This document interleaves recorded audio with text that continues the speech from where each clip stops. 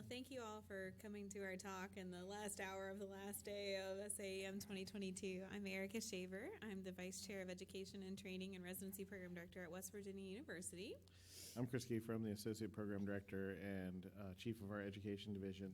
And we're going to talk about a rural rotation that we've built over the last couple of years and how you can implement at your shop as well. And we have no disclosures, and we'd be happy to answer any questions after this session because there's nothing bumping up against us. So, or otherwise, you can just go along your way. All right, so we would venture to guess that most people that are attending SAEM work in somewhat of an academic center where you have a lot of resources available to you. We certainly work at a level 1 tertiary care academic referral center where we've got lots of patients that are referred to us from the outside facilities. Lots of them are sort of complicated, acutely ill patients, lots of zebra diagnoses that are sent from other hospitals where the patient's been seen multiple times and hasn't been able to figure out what's wrong with them, so they end up coming to our facility. And those are certainly great training places for our residents. They get exposed to lots of consultants. We have every subspecialty known to man that would be available to them 24/7. And so we do not mean to discount all of the benefits of training at an academic center or a bustling community hospital with lots of consultants as well. But unless you've been living under a rock for the past couple of years, you have heard of the emergency medicine physician workforce study, right? We were in a talk yesterday about the future of academic emergency medicine, where this article was referenced on multiple occasions in terms of the statistics that it showed that are somewhat scary for our specialty, and I think are already making our medical students turn away from emergency medicine, as we have seen in the match this year. It is unheard of for our EM residencies to have 200 plus spots open in the match. That's not happened in the past several years, and I think this is at least partly to blame because it's forecasting that there are not going to be a lot of jobs open in the emergency medicine market in 2030. So as we all know, the study looked at the current state in 2020 compared to what they projected it to be in 2030. And obviously they're going off of estimates and sort of their best guess in some of these projections. But the projections, I think, have been taken very seriously, and whether they're accurate or not, that has sort of become the new narrative for emergency medicine. So we won't go into every detail of this particular study, but we'll highlight a few of the stats that I think will make some more sense as we go through the rest of this talk. So at the time of the study in 2020, there were currently 273 emergency medicine residency programs in the country. They predicted that there would be an annual 2% growth in GME programs. They predicted that 3% of EM physicians would be retiring and go through attrition by 2030. And they also predicted that more of our patients will be seen within the APP scope by 2030, increasing from approximately 15% of our annual volumes being seen by EPPs to predicted 20% in 2030. And they thought that our patient population and census would increase over our emergency departments in the country by about 11% in 2030. So that left us with sort of this conclusion of this very famous article that we would be in surplus by about 8,000 EM physicians in 2030. And so even given those potentially concerning circumstances and stats, the fact is that there will be some job markets in 2030 and currently now that are not saturated. But these are not likely the high-powered academic jobs that a lot of people think they're going to get right out of residency and honestly used to be able to get right out of residency a few years ago. They're going to be in more places such as this. And this is Sutton, West Virginia. It's my hometown and the geographic center of the state, and it has a population of slightly less than 1,000 people. So it's a truly rural area. Not to take you down memory lane, but this was the Elk Theater where I went on my first official date with my husband, and I live on Old Turnpike Road when I was growing up as a kid. My parents still live there to this day, and I spent a lot of weekends in the summer on Sutton Lake, fishing and boating and skiing and doing lots of fun things. So for me, this was home. The reality is that 31% of U.S. emergency departments have less than 10,000 visits, and 80% of these types of hospitals are located in rural areas. So this hospital you see on the screen is called Braxton County Memorial. That's the hospital that was in my hometown. They see about 6,000 patients a year. They have 6 to 8 beds in their emergency department. So it's a really, really small place.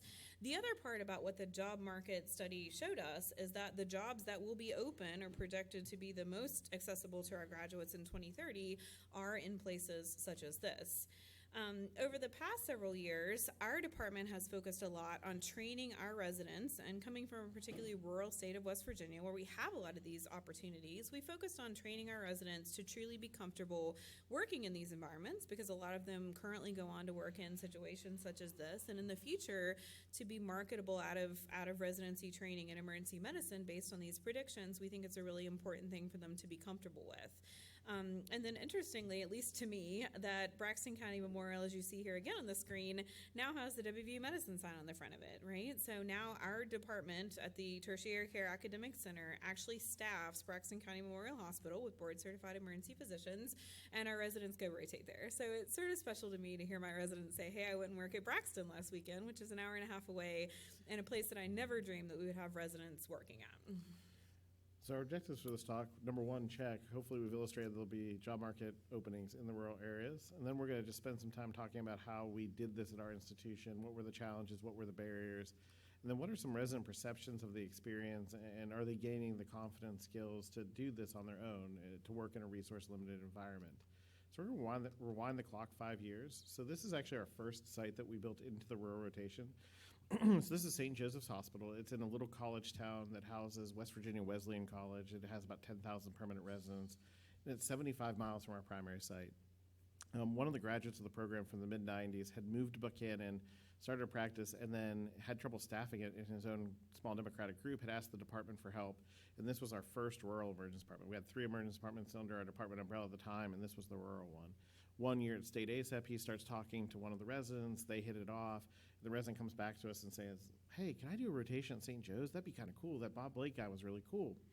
And so we started to look into it. So they have 25,000 ED volume. They had 3 board-certified physicians, which is actually a really important point for anybody thinking about doing this in the future. The RRC stipulates that when you're working in an emergency department, you have to be certified, or you have to work with or be supervised by a certified or eligible emergency physician. So you can't, if someone's family practice boarded or internal medicine boarded and works in a rural department, they can't supervise. So at the time, he had 3 board-certified docs working there out of his 6. But that gave us enough shifts that we could have 1 resident there at a time. And then we thought there probably was like a resource-limited part of this, because all they have available in the hospital is a hospitalist and a surgeon. But they have 50 beds. They keep people for a couple days. They have about 12 beds in the ED. And so we started to build a rotation. So the initial steps from the GME office side where we needed to get a program letter of affiliation and an affiliation agreement. Not all places require both. Some places will just say affiliation agreement's fine, but we need both, even though this hospital is actually part of our health system. We went off and crafted some rotation-specific goals and objectives that largely looked at things like, we want them to be able to function well without consulting physicians. We want them to know when to transfer somebody, to be on the other side of the transfer call. And then we got a letter of interest from the resident who wanted to do this. We got a letter of support from our chair. And we also went to our department administrator and asked for gas money and hotel money. And we have some figures later in this talk about how much we spend per year on that, but our department administrator was actually really, really supportive. So we set out with this plan to do 12-hour shifts, and by getting the GME approval up front, it didn't need to be a one-off rotation. It wasn't just an elective that we offered one time. It was now there, and it was in our permanent catalog of electives so that anybody could choose it. And so first person goes, has a really good experience, and kind of calls, sees his buddies at conference and starts talking about things, and now other people want to do it. So our initial experience was like overwhelmingly positive, and we have 10 residents per class, and all of a sudden like 7 or 8 are like taking their elective time and going to St. Joe's. So we started thinking about like, well, should we build this actually into our rotations? We thought about making it required because the faculty also loved it. They liked having the ability to teach. They weren't alone on a night shift anymore in a relatively low volume emergency department at night. They had someone to help with complex laceration repairs. They're getting usually a pretty good senior resident, so they're really enjoying it as well. But we thought, 75 miles is long to make a required rotation. It's going to be weird, not weird, but maybe an outlier when we do recruitment things. Maybe people have a family, maybe they have a dog that they can't leave for extended periods of time and be gone. So we came up with the EM selective, which was a flexible block. We took one of our regular EM months and let the resident choose between Ruby, our primary academic site, our community site that they spend an additional 6 months of training at, and our rural site. And pretty much everybody starts choosing the rural site, which is actually really great. So here are the initial sort of evaluations off the rotation. So fantastic. It's true community medicine. The staff and nurses are great. I'm getting comfortable performing procedures that I wouldn't be able to do at the home shop. I have time to do complex laceration repairs. this is an amazing rotation. I'm doing things I wouldn't normally do. This particular faculty member made a model of a subvalgal hematoma for them to drain in the middle of the night when they didn't have any patients. I would pay for this myself if you'd let me do it again. So I'm like, oh man, that's all right. Let's go resident well. satisfaction, right? They don't want to pay for anything. So the rotation started to grow, and so also our department started to grow. And so this is actually where we currently staff. So the number one location is actually our main academic shop. St. Joe's that we've been talking about early in this presentation here is number 3. And so the way that we started our department approached staffing these shops was a lot of these people had now gone and done the St. Joe's rotation. We're kind of interested in working in rural sites and maybe didn't want to move to Buchanan or a town of that size or a town like Sutton, but wanted to be based in Morgantown. And so our department created a sort of internal locums program where our faculty can be based in Morgantown, and then they jump around to, they might be out at site number 8, Kaiser, one day, or site number, is it? 8's Braxton, yeah. technically. 8's Braxton. They might be there for a day. They might be at site 12 the next day. They might be at site 7 up in the northern panhandle the following day. And so the faculty really like it. And then that's actually what the rotation is now. So our residents can jump from site to site, so they can compare and contrast a 6,000 volume center that really has no backup versus a 25,000 volume center where maybe they can keep some simple stuff. There's a hospitalist, there's a general surgeon, versus we have a couple of these sites even see 30, 40,000 a year and have like OBGYN, some peds, and some other things, and see what type of, how rural is rural for them and what they might really like. And they get to know a bunch of different nursing staffs and see a bunch of different communities. So they can jump around really between any of the blue non-academic sites during their month on the REMI rotation. So how much does this cost us? So in 1920, we had a little dip off because of COVID. We actually closed the rotation for 3 or 4 months and then figured out they're getting exposed to COVID on every shift at home, so they can go to the rural site and get exposed to COVID there as well. So we only had 8 residents do it, but it cost us about $9,000 that year. And then 13 residents is what we kind of budget for, somewhere between 12 and 13. And so it cost the department about $12,000 in gas and in hotels. The department, because of that rural locums program I was describing, has some deals with local hotels, so they're able to get a relatively decent rate at like the Hampton Inn. So we don't put people up in like anything bad. It's certainly not a luxury hotel, but that's usually what we've budgeted per year. Yes, ma'am. Oh gosh, yeah, of course. Absolutely.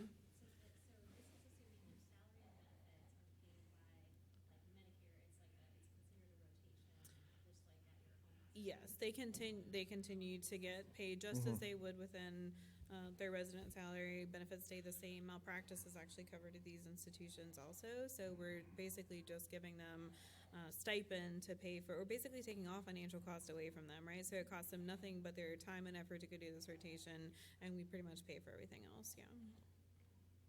Yeah, and they said our institution's about 300 or 400 positions over cap. So until they have 400 people not at the primary site, they just kind of shrug and say it's fine.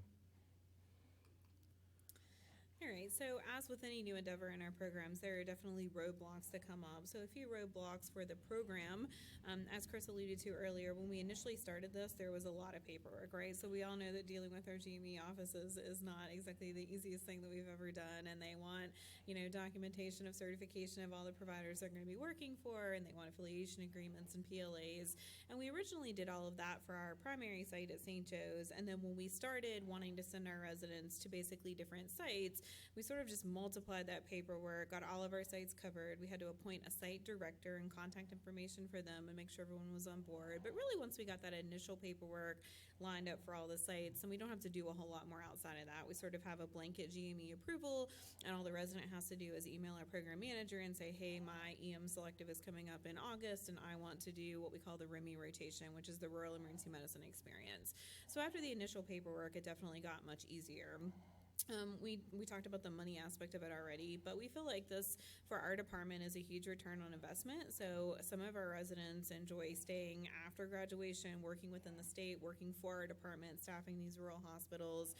So it definitely pays off in that regard. We know we have awesome residents who have been trained in these environments, going to work there as faculty. And then even if they don't work within our facility or our institution, it makes them very competitive when they go out and they see that, the only job that I'm being offered right now is in a rural 12,000 12,000 bed or 12,000 visit per year, 25 bed hospital, but they feel comfortable knowing how to work in that environment. So we definitely feel like the money that we expend on our department side is worth the investment for sure.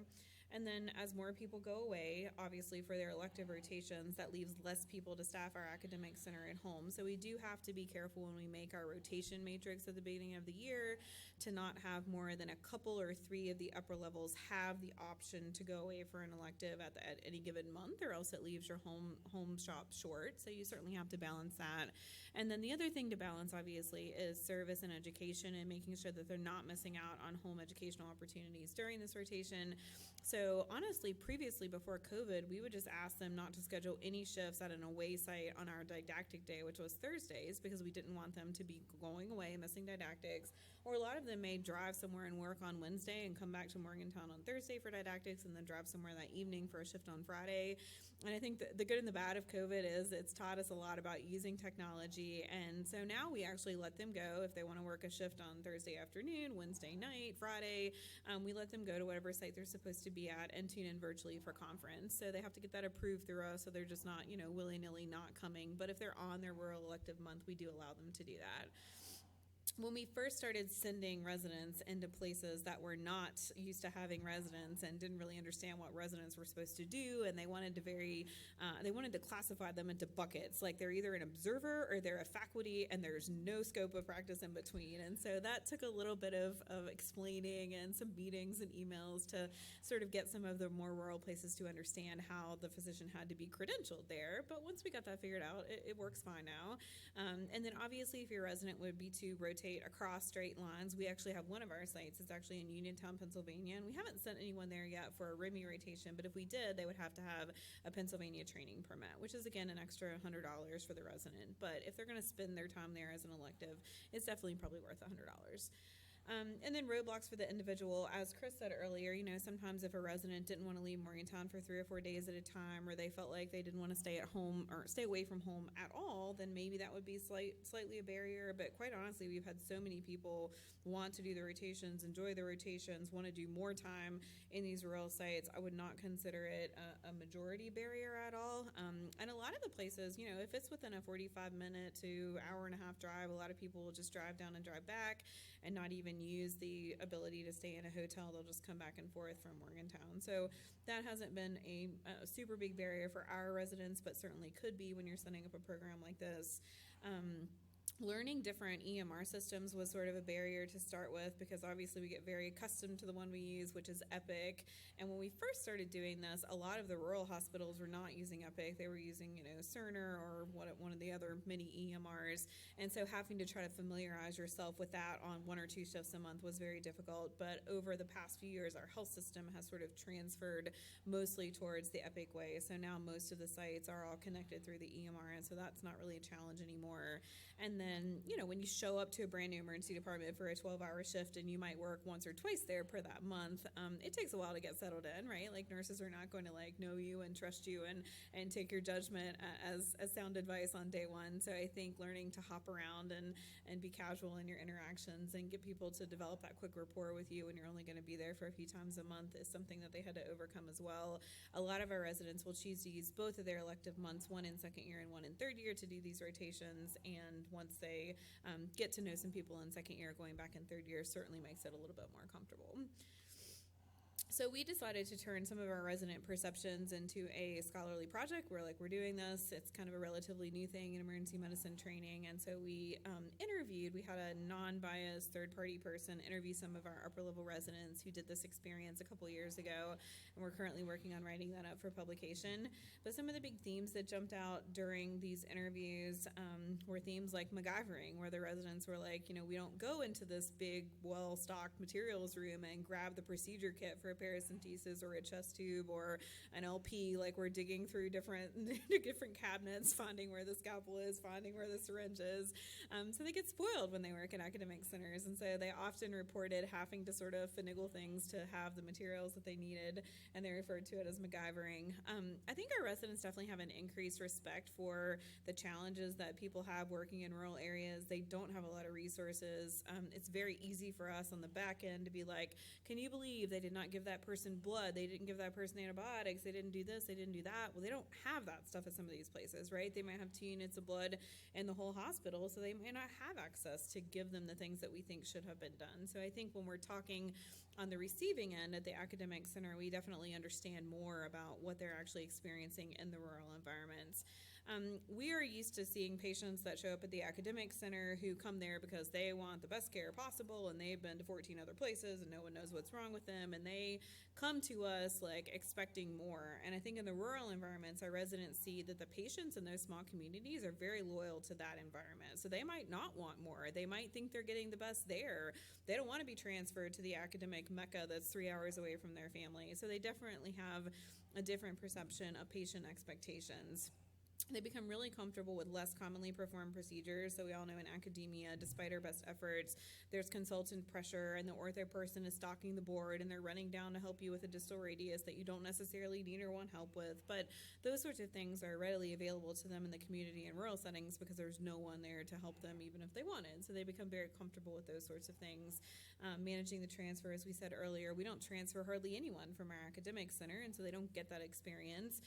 But when they're working at a rural hospital and they have 2 or 3 patients to transfer and they have 1 ambulance crew to take them, then they have to assess them and triage them and figure out who they want to play critical care doc on for longer and send the sickest person first. So that definitely is a benefit. A lot of them get career confirmation out of these experiences, so they may come into residency thinking they want to do rural emergency medicine, but it's really hard to expect them to figure that out without truly immersing themselves into the situation. And so a lot of them who have done these experiences and these shifts during training say, yes, like that confirmed, that consolidated what I want to do with my life. And then, as we alluded to earlier, the month is super flexible, right? So a lot of them have a week of their vacation on elective months, so they can take that whenever they want. And then usually we ask that they do somewhere between 10 and 12-hour shifts at the rural hospitals throughout the month. So they work with the site directors who make sure that they're working on shifts with board-supervised emergency medicine docs, and they schedule their shifts and, rotate around hospitals that they want to go to. And so it's super flexible in terms of, sort of a laid-back lifestyle for that particular month. So it's appealing for that reason as well. And so hopefully we'll finish up the manuscript this summer, and we'd love to answer any other questions people might have. And thank you all again for coming seriously. at the last hour. Thanks. Thanks.